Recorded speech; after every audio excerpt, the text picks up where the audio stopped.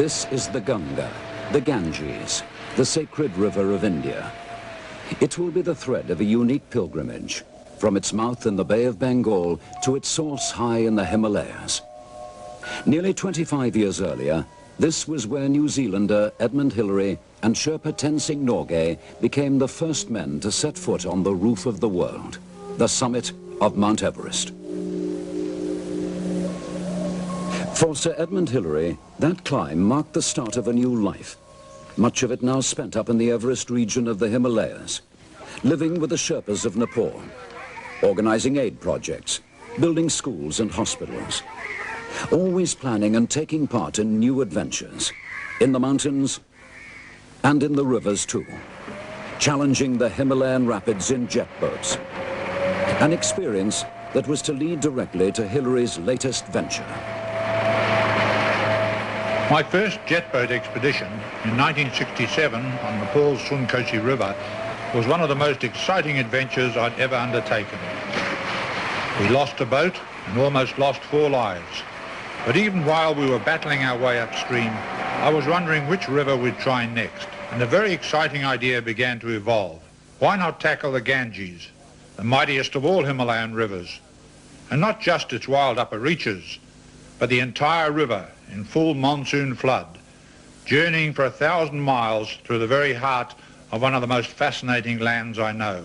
And then we'd force our way up the steepening rapids of the mountain gorges.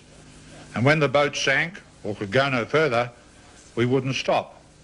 We'd climb on foot to the great Himalayan snowfields where the river has its beginnings, back to the mountains I love. This is the source, where Ganga Mai, Mother Ganges, descends from the skies into the snows of the Garhwal Himalayas to run its course across the plains of northern India to the sea, to Sagar Island, here in the Bay of Bengal.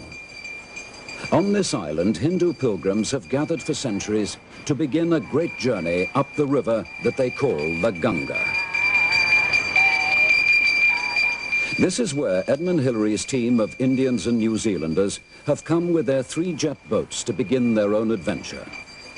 It starts, as does every major undertaking in India, with prayers and offerings. A priest, a pujari, calls upon the ancient gods of India for a safe journey. He daubs Hillary's forehead with clay, a tilak mark to cool his brain. The boats too are anointed. Finally, with the sacrifice of a coconut, an offering of fertility to Mother Ganga, the great journey begins.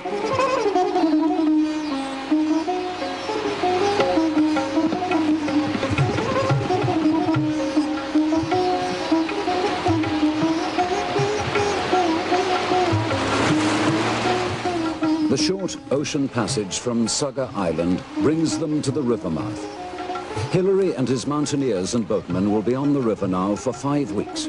Among them is Hillary's old friend and fellow climber, Sherpa Mingma Sering. From New Zealand, Jim Wilson, with a doctorate in Hindu philosophy. And Hillary's son, Peter, at 22, one of New Zealand's best climbers. The jet boats drive up into the half-drowned world of the Ganges Delta, the Sundarbans, 4,000 square miles of swamp and everglade, their smooth hulls cutting through its tangle of channels and mudflats.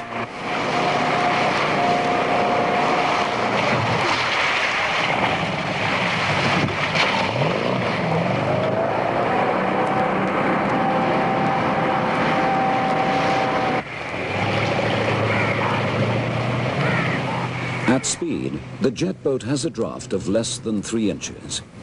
But even when driven slowly, it still has exceptional maneuverability. Working like a vacuum cleaner, its engines suck in water under the hull and spit it out at the back, where jet deflectors can push the stern in almost any direction. It takes them to the heart of the Sundarbans, where the river provides a natural sanctuary for some of India's shyest and rarest forms of wildlife.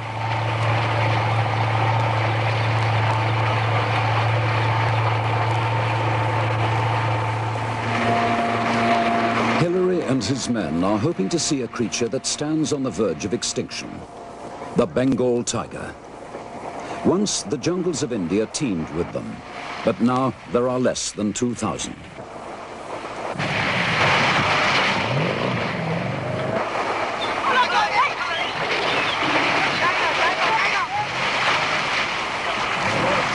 Hey, there goes, look, along the left there. On the left, isn't it? Oh, look, there's another one on the bank. Yeah, the big one. The intruders have been lucky. They've caught a glimpse of one of the last of the Bengal tigers.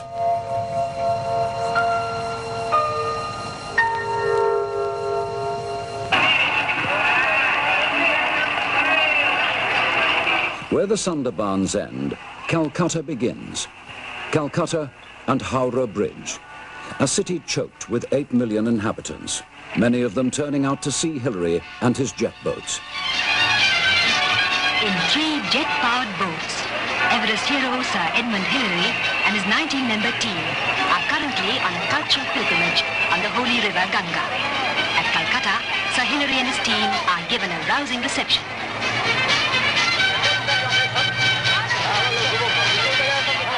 The size and the warmth and the fervour of their reception is overwhelming.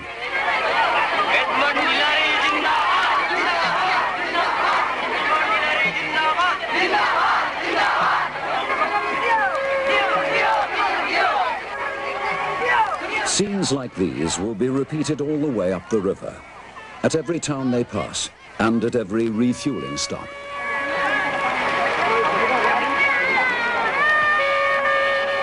Everyone in the party gets a rousing welcome, but the main attraction is always Edmund Hillary. He and Sherpa Tenzing are now part of the folklore of the subcontinent, and their names are familiar to every schoolboy and schoolgirl in India. The idea of Hillary's journey has caught the public imagination, as he explains. These amazing scenes made me realise as never before how much our journey meant to these people. That to them it really was the ultimate journey, a pilgrimage up the river they loved. From all this human excitement to the magic of the river itself.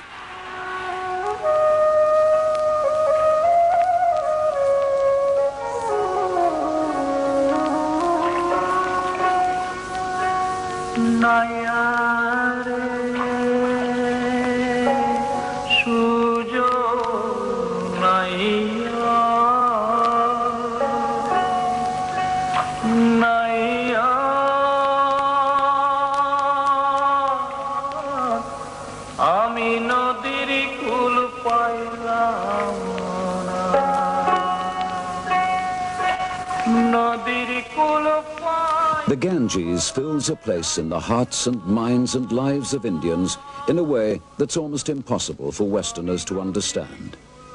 It's both a highway of the spirit and a more practical highway of the flesh. Until the railways were built, this mighty river was the lifeline of northern India, the central artery that nourished and held together a third of India's population.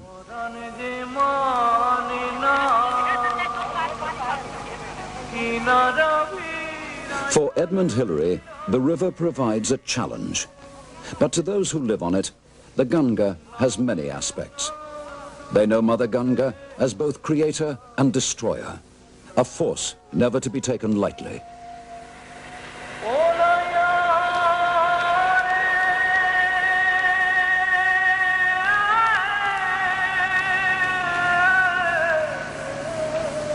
It is a vast and unpredictable river, now brimming over in full monsoon flood, turning hills into islands. In some places, more than 6 miles wide, but in others, less than 6 inches deep, where even jet boats can run aground without warning.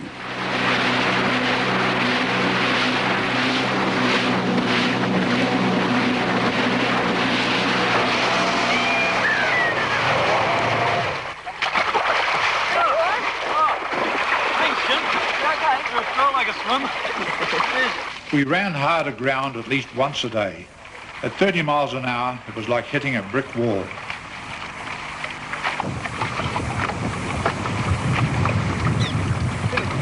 It was a shock to find that Mingma, one of my two Sherpas, had gone flying into the windscreen, badly cutting his lip. It certainly did little to diminish his distrust of boats and rivers. Got to go that way and drop right off out there. You ready to drop right off? Now we go.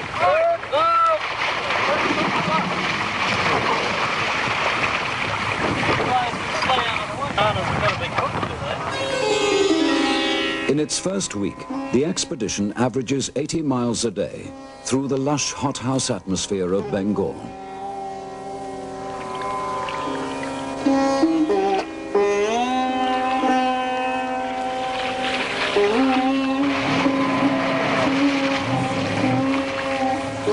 Each day ends in a search for a campsite, usually to be found on the outskirts of a small village.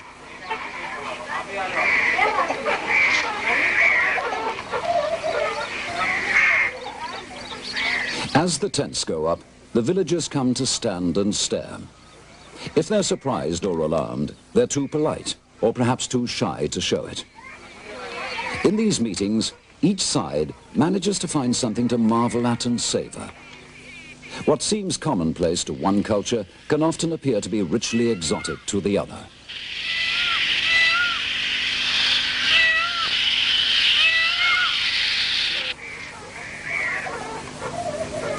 Here they can share something of the magic of rural India, where the pace of life has scarcely changed in 3,000 years. These brief encounters provide Hillary and his team with some of their happiest moments. And always, they meet this same enthusiasm, an enormous curiosity about their expedition from the ocean to the sky.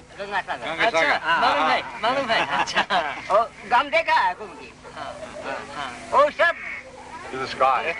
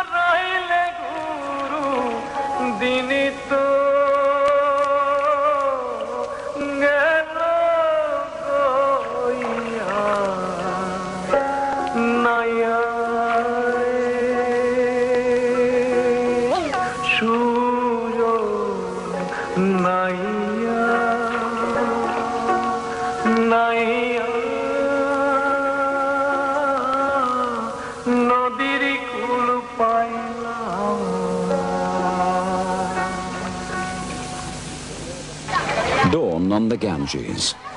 To more than 500 million Hindus, the river is the life force itself. To die here is to go straight to heaven. Simply to dip oneself 3 times in its waters is to be cleansed of all sin. And to bathe at Varanasi, the Hindu holy city of Benares, brings all manner of blessings. For the expedition, Benares marks the halfway point on their journey. They've come 800 miles. Many of the Hindus gathered here have come just as far. But for them, Benares is their goal, their holy of holies. And after they've bathed here, they can go home with peace of mind.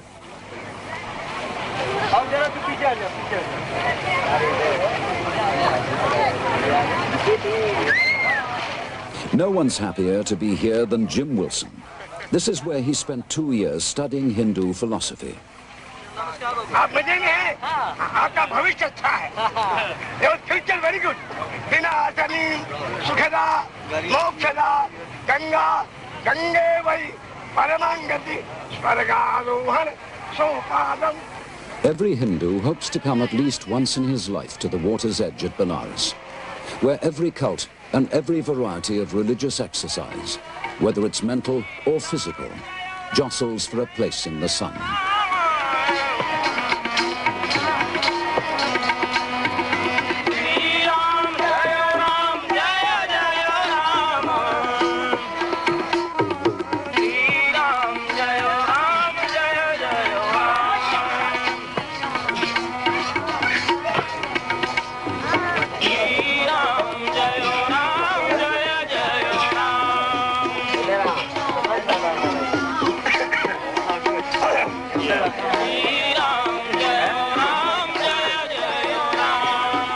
The expedition takes time off in Benares to do a little sightseeing. And Benares, like the religion it celebrates, offers something for everyone. For climber Murray Jones, it's yoga that provides the challenge for his well-developed competitive instincts. While Edmund Hillary tries his hand at a spot of snake charming, India's prized cliché.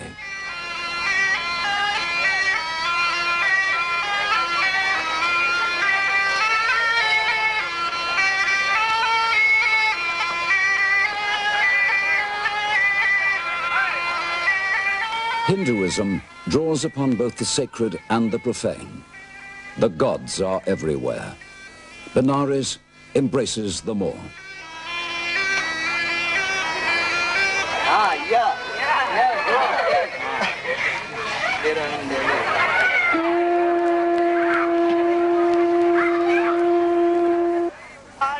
Before the expedition leaves Benares, there's another important ceremony.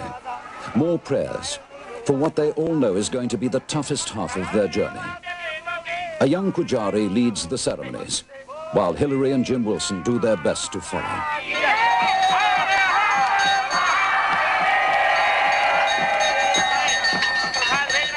The offerings are varied. Water from the sacred Ganga, milk from a holy cow, flowers. But the most important of these are the opposing elements of fire and water. As the priest chants his mantra, he invokes the names of the ancient Hindu deities, Vishnu and Shiva, Saraswati and Kali. Together, they make their offerings.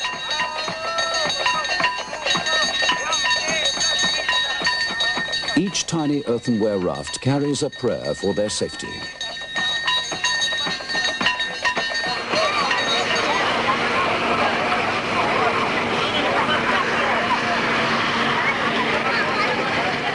Onwards across the vast Gangetic plain, where in 1,000 miles, the river drops less than 1,000 feet, past the granite rock pile of Jangira, where men have worshipped the gods for more than 2,000 years. On under the gathering monsoon clouds that every summer turn the balance between drought and a good harvest. As the days pass, the eyes of everyone on board turn more often towards the northern horizon, looking for the first outlines of the Himalayan foothills.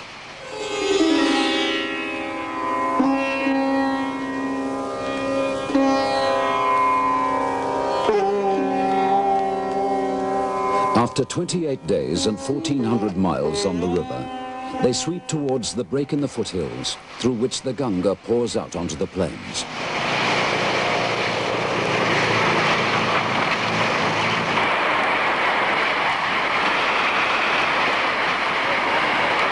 From this point, the river steepens and the current grows stronger. Not far beyond those foothills, just past the town of Rishikesh, the first big rapids begin. Above Rishikesh, there are still 200 miles of river before they reach the snows. Their challenge now is to see how far up this last stretch their jet boats can take them. Here at Rishikesh, Hillary's team remove the awnings that have sheltered them from the Indian sun. If a boat sinks in the rapids, the canopy could trap its crew. They prepare themselves to face a very different Mother Ganga.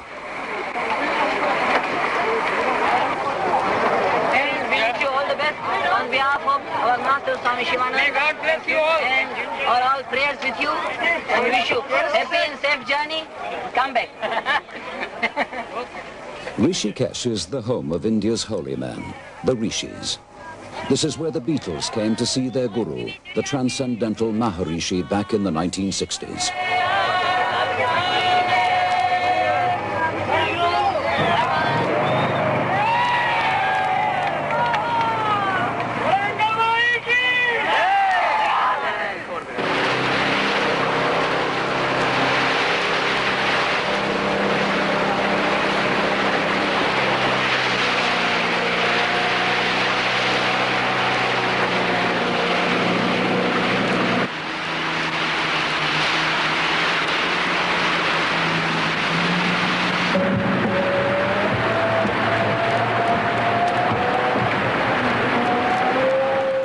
miles above Rishikesh, the first gorge, and for Hillary and his friends, their first real test.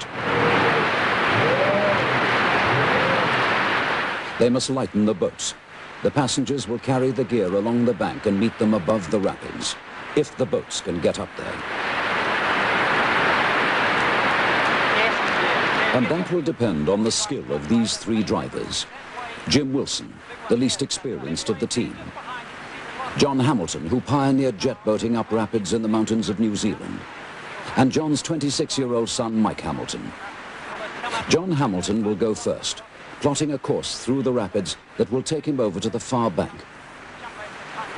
Riding with him will be Mohan Kohli, leader of India's own Everest expedition in the mid-1960s. Determined that whatever else happens, he won't lose his turban. John Hamilton begins his run, but the waves are too high here. It's too risky.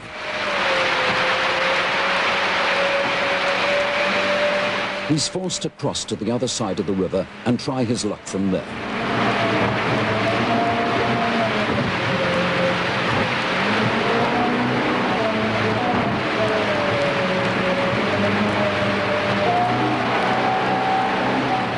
John begins to fight his way upstream. The monsoon-swollen waters are bearing down on him at a speed of 25 miles an hour.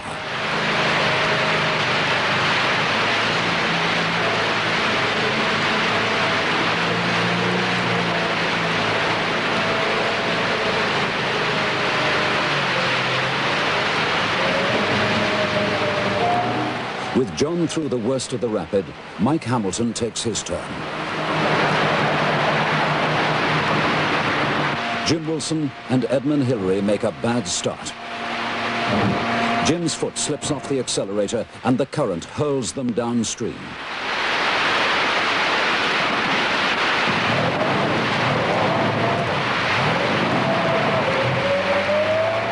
He puts his foot down again and the boat fights its way back upriver.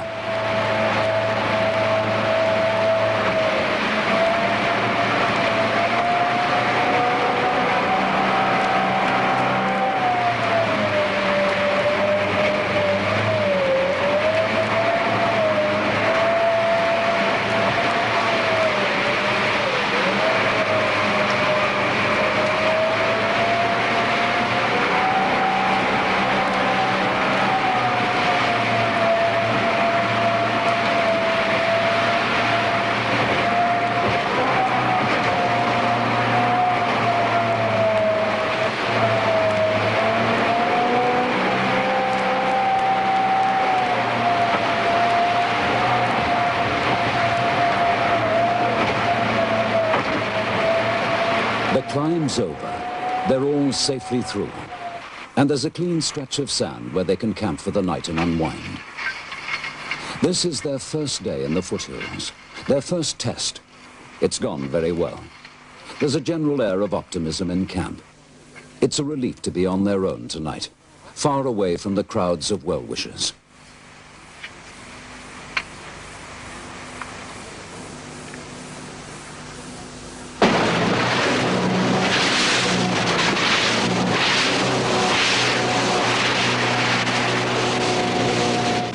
The next day brings more rapids and cascades, but not the big one that they know must stop them sooner or later. There's always a route to be found, up one side or the other. And as they progress, they start to get the feel of the river, learning to read from the way the rapids form and break what lies underneath. They make good time here. Between the stretches of rough water, they can jet along at 30 miles an hour. 40 miles above Rishikesh, they see their first hill town, Deya Prayag. This is where the two major tributaries of the Ganga meet. They take the right-hand fork up the larger tributary, past the spectators and houses clustered above the confluence, heading due north to their next campsite.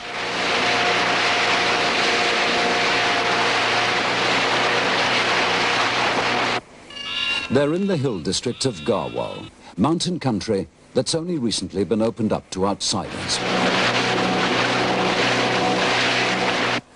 Now there's a modern pilgrim road that runs along far above the river.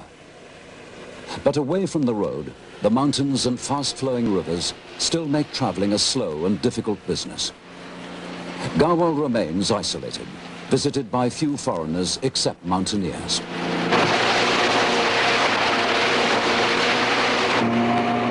They're entering wilder country, approaching the main Himalayan range itself, where the gradient of the river steepens to 20 feet a mile. And as the hills grow steeper, the valleys grow narrower and the current becomes stronger, fighting and twisting its way between high rock walls.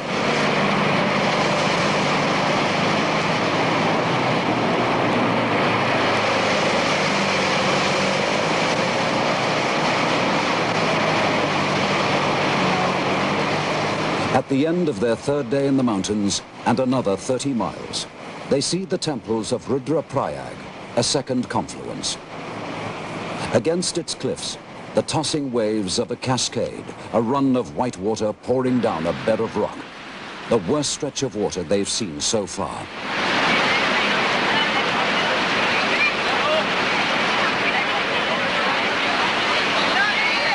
The town of Rudraprayag is at a standstill. The hill people of Garwal have walked in from miles around. Many of them have been waiting for 2 or 3 days for this moment. It's been widely reported that Hillary's jet boats can fly. John Hamilton takes a closer look, keeping his boat hovering on the current. This is where a boat can dig its nose into an oncoming wave and get swamped, or worse still, get flipped end over end. And now, the most difficult bit, the move at full throttle onto the steep, smooth tongue at the head of the rapid.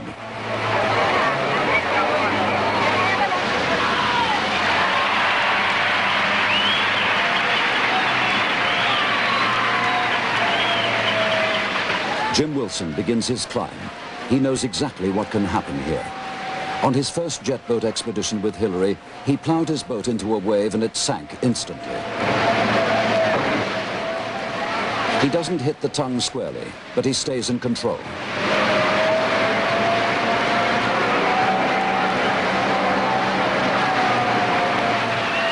Two boats are safely up.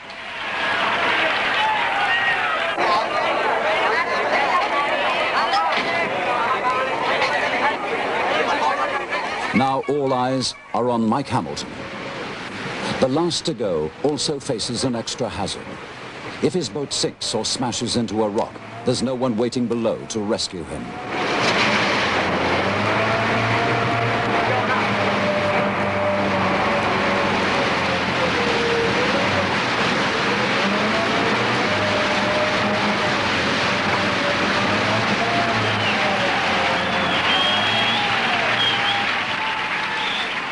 They leave Rudraprayag and its appreciative audience behind them.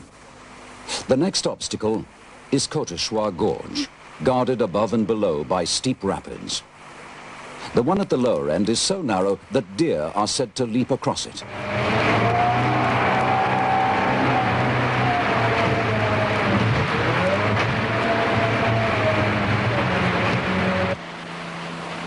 They take it in their stride, but they already know that the rapid at the other end of the gorge is going to be a much tougher proposition.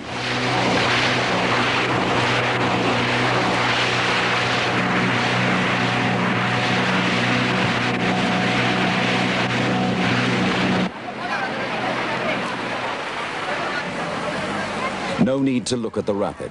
A glance at the audience is enough. The expedition have known and speculated about this particular obstacle for months. They've even given it a name, the Chute, and both drivers and spectators know they're in for something special.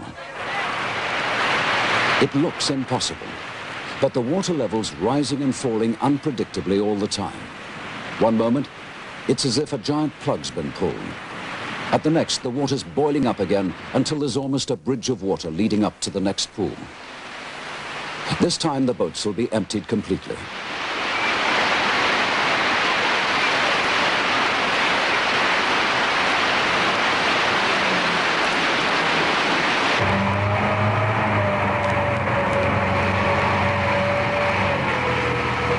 As usual, John Hamilton will go first. He takes his time, trying to find some sort of pattern to the rise and fall, knowing he has to hit it at exactly the right moment.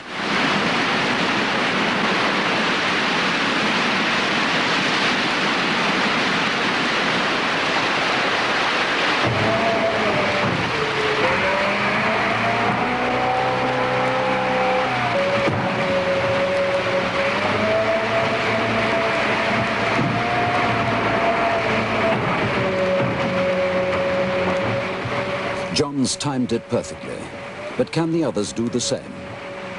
Jim Wilson hovers anxiously. He first saw the shoot 2 years ago on a reconnaissance trip, so he's had plenty of time to think about it.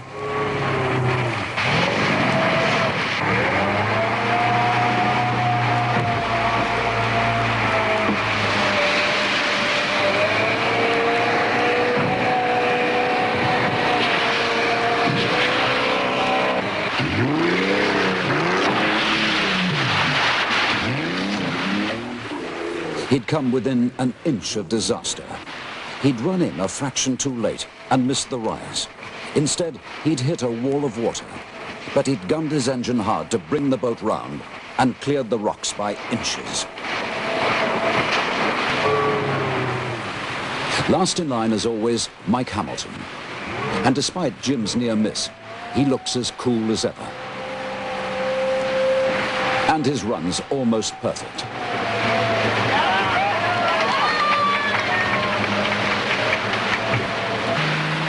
Their success leaves everybody in high spirits. After the shoot, they know it's going to take a lot to stop them as they make for their next refueling point, the town of Karna Prayag. Rapid follows rapid, but they sweep through with growing skill and growing confidence. Now they're climbing at 30 feet a mile and fairly eating up their low-octane fuel.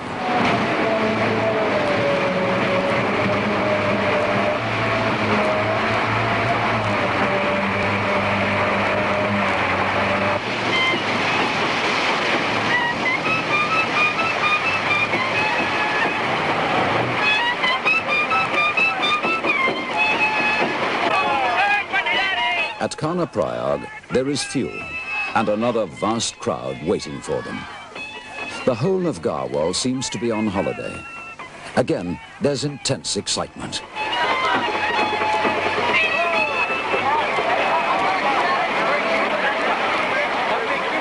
This is the last town before the main Himalayan barrier. Every summer, thousands of pilgrims pass through Karna Prayag on their way to the mountain shrines. But none have ever arrived by boat before, or aroused so much interest.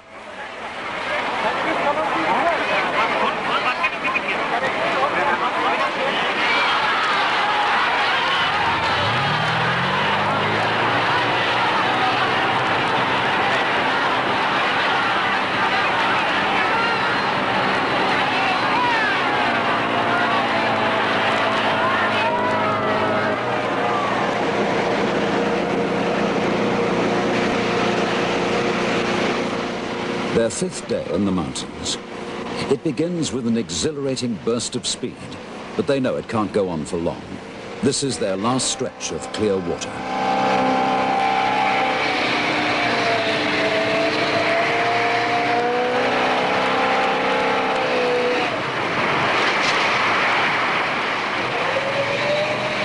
They're climbing again, gaining 40, then 50 feet with every mile.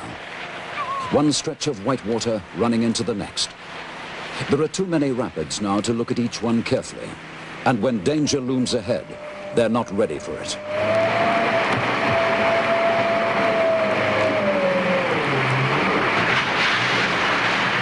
John Hamilton's boat is swamped and very nearly sunk.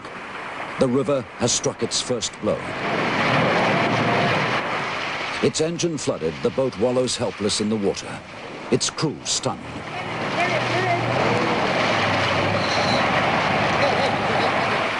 They were taken completely by surprise. A large wave had welled up and the boat dropped into its open trough.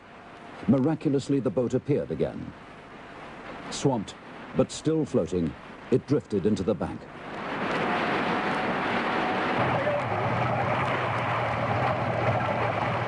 Fortunately, there's very little damage. and after bailing out and a change of oil, they're ready to go again. It's their first serious accident, and one that Edmund Hillary thinks they could have avoided. It probably wouldn't have happened if John had stopped to plot the ideal course, but the drivers have been rushing at things a little too confidently. And I think we've been taught a good lesson, and perhaps a timely one, for the people here tell us there's some mighty steep water just ahead.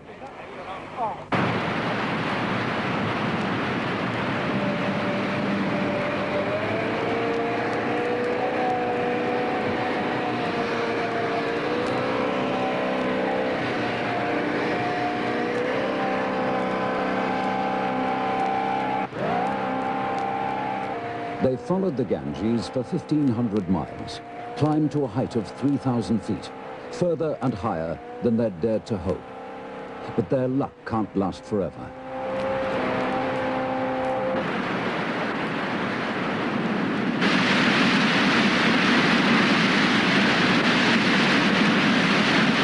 A wall of water, 10 feet high.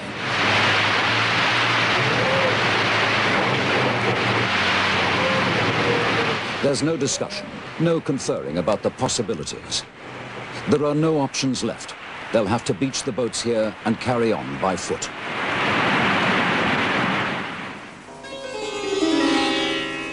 After 5 weeks on the river, it's a relief to walk, following the ancient pilgrim trail. A path that's been here for centuries, where the sick have come seeking health and the old searching for tranquility. They're all making for the sacred shrines at the headwaters of the Ganga, set high up against the mountain snows.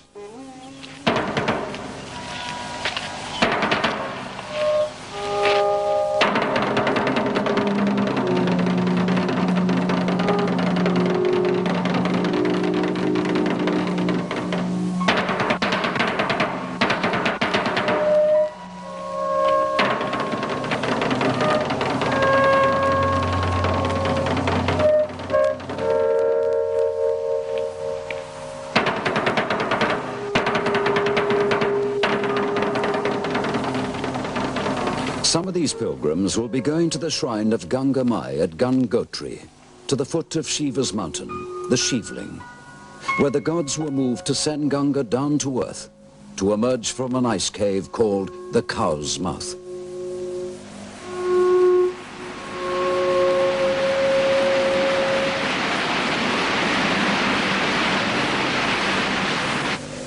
Other pilgrims go higher still. These are Sikhs, climbing the stairway of the gods to 15,000 feet, to Hem Kund, a small lake cradled among the snows.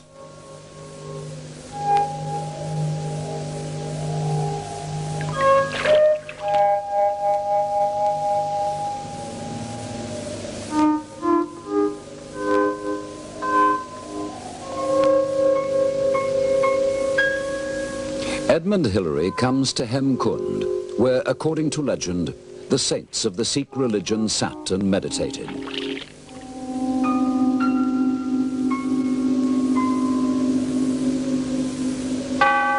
Grandest of all the shrines is the 1,000-year-old temple of Shiva, Lord of Yogis, built under the brow of Kedarnath mountain. While to the north, there's Badrinath, where Hillary and his party have come to what is for many thousands of pilgrims their ultimate goal, the shrine of Vishnu, creator and preserver.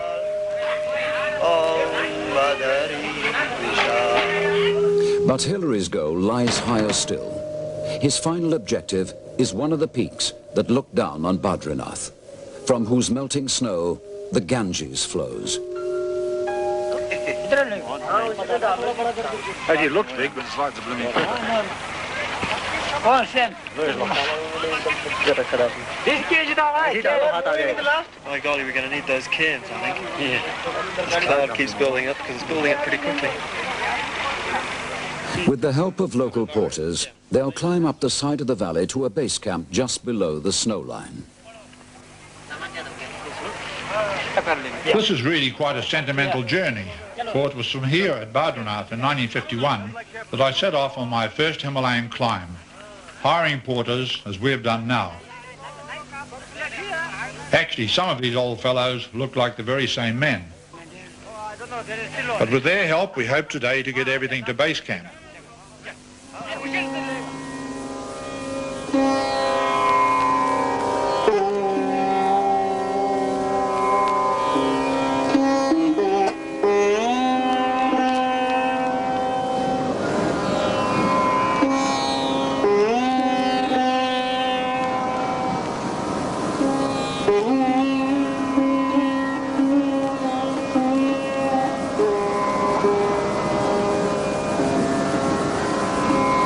Base camp, out of the land of mortals into the land of gods.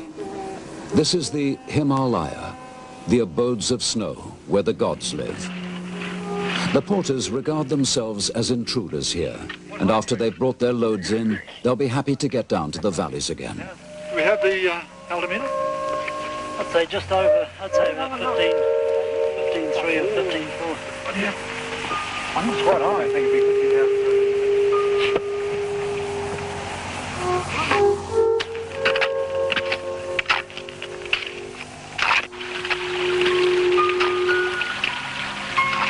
Now they're alone. Alone with the river they've followed so far. Alone with the mountains. Alone with the gods.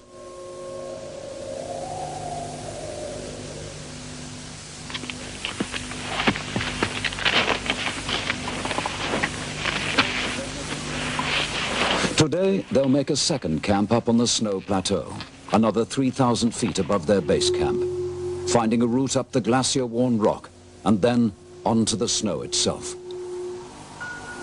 They're taking with them flags from the temple at Badrinath, given to them by the priest to plant on the summit.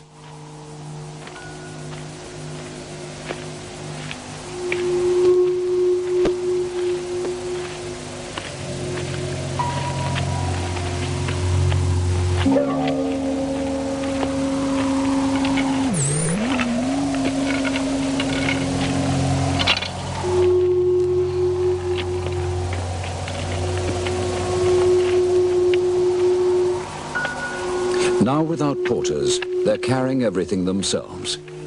And in the rarefied air, Hillary finds it hard going. Although he doesn't know it, this is going to be the last day of his 1,600-mile pilgrimage.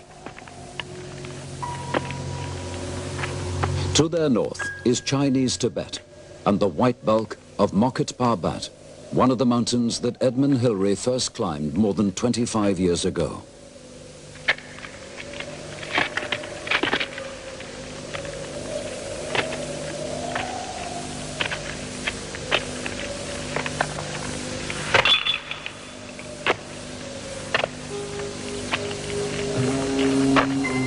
Now their river has turned to ice and snow. They climb into a world the local people never enter. Few know it better than Edmund Hillary, but he's 58 years old now, and he hasn't allowed himself enough time to get acclimatized. After 5 weeks on the river, it's too soon for him to be climbing at this altitude. The morning had been fine, but by midday the sky had clouded over, with a cold wind blowing off the snow. We were all feeling the altitude, and we were all carrying heavy loads, up to 80 pounds.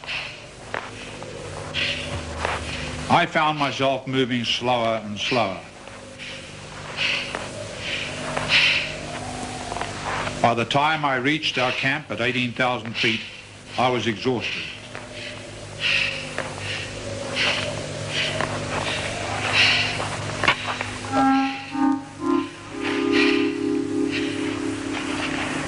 But as evening approached, the clouds lifted and the sun shone on our camp. We were on a high snow plateau with most of the world at our feet. I had reached the snows that feed the Ganges. I was mighty pleased to be there. But sadly, for Edmund Hillary, it's the end of his journey. Suffering from altitude sickness, he's taken down the mountain to recover. Perhaps he did indeed take too much for granted, as the local people warned, by intruding into the sanctuary of the gods. It's time for the father to hand over to the son.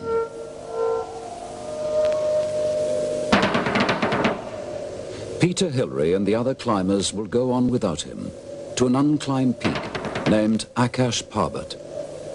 Not a giant by Himalayan standards, but a worthy summit. There, they'll place the flags the priests have given them. And there, they'll end their journey from the ocean to the sky.